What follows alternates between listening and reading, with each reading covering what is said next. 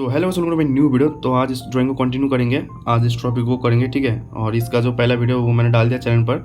ये विराट कोहली का फेस का ड्राइंग वीडियो आप लोगों को मेरे चैनल पर मिल जाएगा, सो देख लीजिएगा जिन्होंने नहीं देखा, ठीक है। तो आज इस टॉपिक को कंटिन्यू करेंगे और ये रेफरेंस फोटो, ठीक है, काफ़ी डिटेलिंग है तो अच्छे से करना पड़ेगा देख के।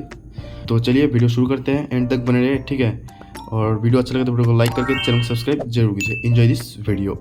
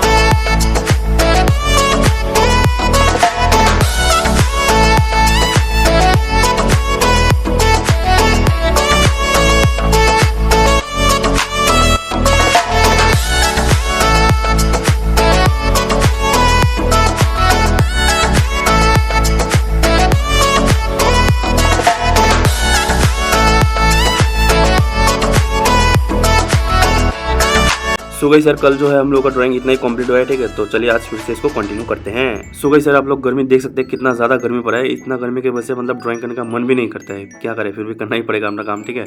और ये लोग अपना काम कर रहा है, स्लिंग लगा रहा है, ठीक है। ये हम लोग का दूसरा रूम है, इसमें काम हो रहा है, अभी बाकी है बहुत कम। तो ये लोग अपना काम कर रहे हैं, हम लोग अपना काम करते हैं। तो चलिए अपना ड्राइंग शुरू करते हैं।